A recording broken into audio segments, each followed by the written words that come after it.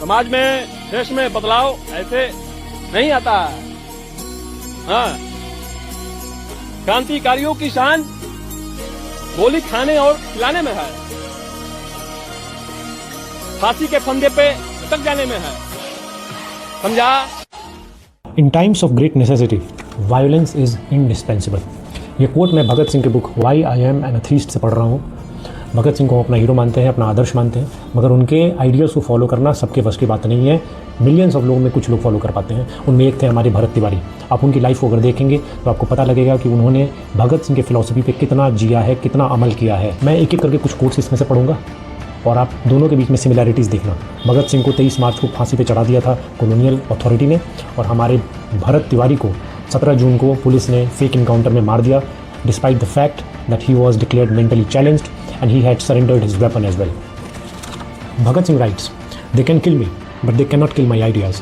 They can crush my body, but they will not be able to crush my spirit." आप मुझे मार सकते हो लेकिन मेरी आइडियाज़ को नहीं मार सकते। आप मेरी बॉडी को तहस नहस कर सकते हो, म्यूटिलेट कर सकते हो, फेंक सकते हो, जला सकते हो, कुछ भी कर सकते हो, मगर मेरे स्पिरिट को नहीं। If the deaf are to hear, then sound has to be very loud. Bhagat Singh further says, अगर बहरों को सुनाना है तो आवाज़ ऊंची तो होनी चाहिए। और हमारे भरत तिवारी लगातार आवाज़ ऊंची करके सुना रहे थे, लेकिन कुर्सी इतनी ऊंची है कि सुनाई वहाँ तक नहीं देती, तो उन्होंने वेपन का सहारा लिया। हालांकि ये गलत तरीका था डेमोक्रेसी में, मगर फिर भी उन्होंने, आप उन्हें अगर देखोगे, क्लोजली एग्जामिन करोगे तो पता चलता है कि वो भगत सिंह और हमारे रिवोल्यूशनरीज से बहुत ज़्यादा इन्फ्लुएंस्ड थे।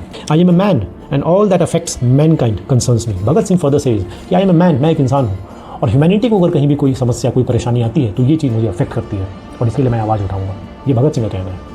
और जैसा कि हमारे जवनिया निवासी भरत तिवारी भी लगातार आवाज़ उठा रहे थे, सरकार के सामने अपनी मांग रख रहे थे। Life is lived on its own, others shoulders are used only at the time of the funeral.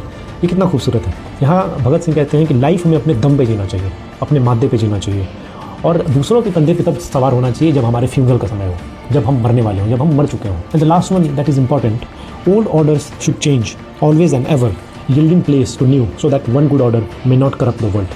पुरानी जो सत्ता है, जो सिस्टम है, वो लगातार बदलाव होना चाहिए। एक कोई सिस्टम अगर रहेगा तो वो हमेशा करप्ट ही होगा। जो भी एक ऑर्डर अगर होता है तो उसे अच्छा माना जाता है, और अल्टीमेटली ये करप्ट हो जाता है। ये कहते हैं भगत सिंह। तो मैं आप सबको ये रिकमेंड करूँगा, ये बुक ज़रूर पढ़ें। ये हमें पढ़ना बहुत अनिवार्य है।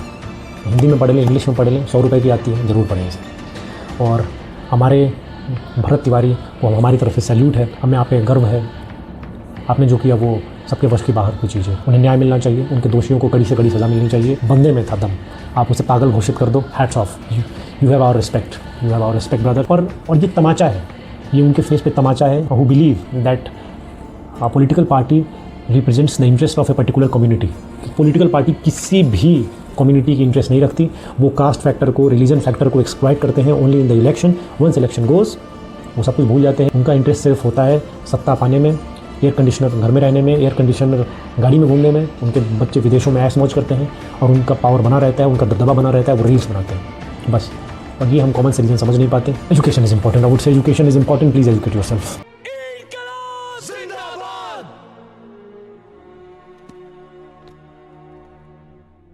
हाथ बांध दो।